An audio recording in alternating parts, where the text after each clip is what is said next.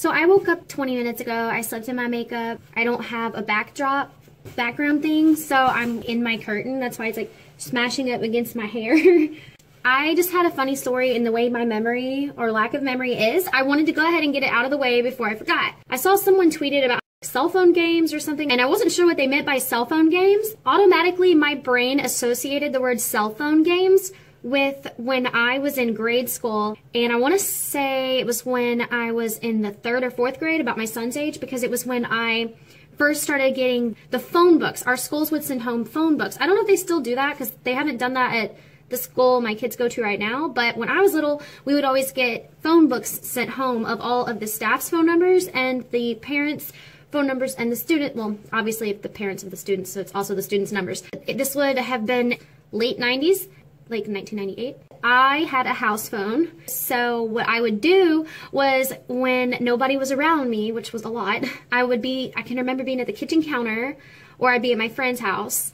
And I don't know if this still applies, but if you dial *67 before a phone number, the number shows up as unknown or private. What I would do was I would look in certain grades and I would find which students were in the same class as each other, and I would always make sure it was a boy and a girl. For some reason, I would always choose people who were older than me, so I was like looking in like that 7th and 8th grade part. I would find a 7th grade male and a 7th grade female who were in the same class. I would call up the guy, and sometimes I would do it to people I didn't know, but sometimes I did know these people, like just in passing, because I didn't really know like any of the 7th and 8th graders like personally, but I knew who they were.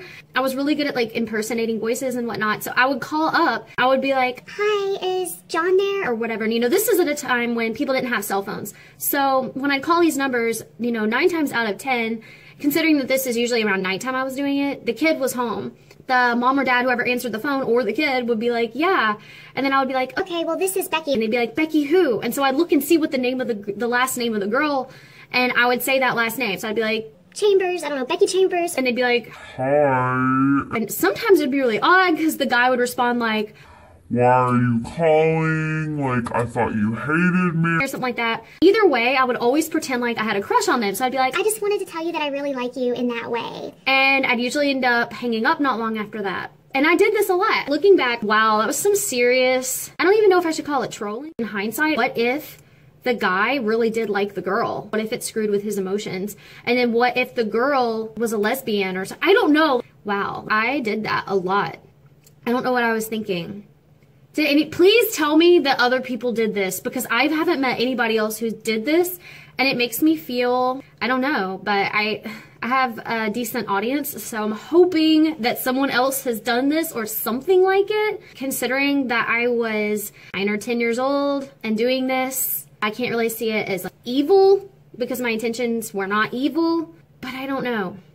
I don't know. Let me know. I just wanted to share this story.